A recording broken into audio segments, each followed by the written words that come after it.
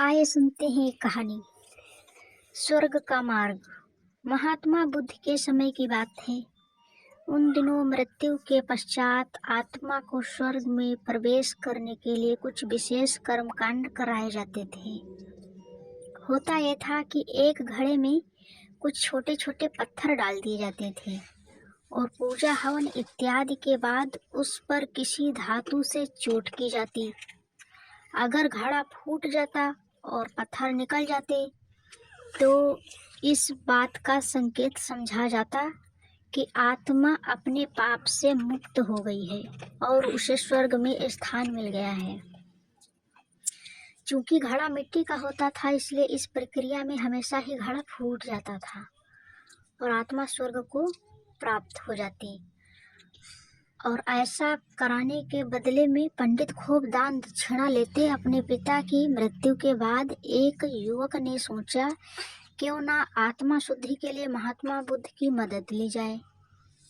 वे अवश्य ही आत्मा को स्वर्ग दिलाने का कोई और बेहतर और निश्चित रास्ता जानते होंगे। इस सोच के साथ वो महात्मा बुद्ध के समक्ष पहुंचा। हे महात्मन, मेरे पिताजी नहीं रहे, कृपया आप कोई ऐसा उपाय बताएं कि यह सुनिश्चित हो सके कि उनकी आत्मा को स्वर्ग में ही स्थान मिले। युवक बोला। बुद्ध बोला, ठीक है, जैसा मैं कहता हूँ वैसा करना। तुम उन पंडितों से 2 घड़े लेकर आना, एक में पत्थर और दूसरे में घी भर देना।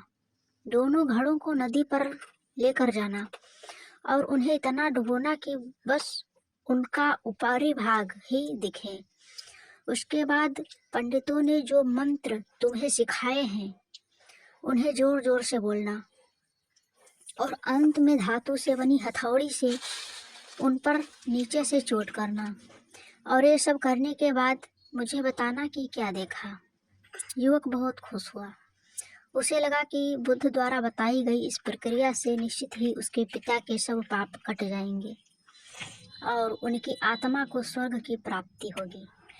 अगले दिन युवक ने ठीक वैसा ही किया और सब करने के बाद वह बुद्ध के समक्ष उपस्थित हुआ। आओ पुत्र, बताओ तुमने क्या देखा? बुद्ध ने पूछा। युवक बोला, मैं आपके कहे अनुसार पत्थर और घी से भरे घड़ों को पानी में डालकर चोट की। जैसे ही मैंने पत्थर वाले घड़े पर प्रहार किया, घड़ा टूट गया और पत्थर पानी में डूब गए। उसके बाद मैंने घी वाले घड़े पर वार किया, वह घड़ा भी तत्काल फूट गया और घी नदी के बहाव की दिशा में बहने लगा।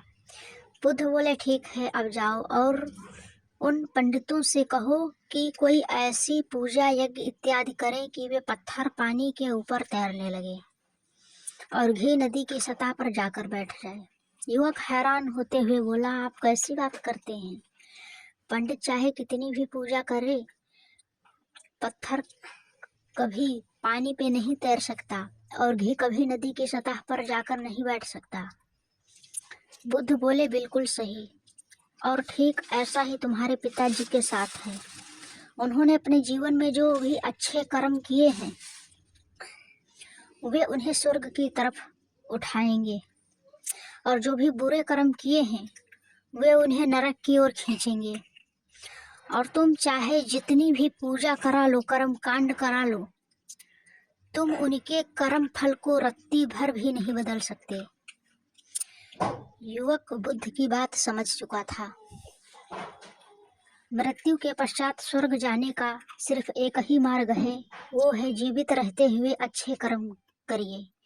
इसलिए कहते हैं, जीवन में बुरे कर्म करोगे तो सीधे नरक में ही स्थान मिलेगा।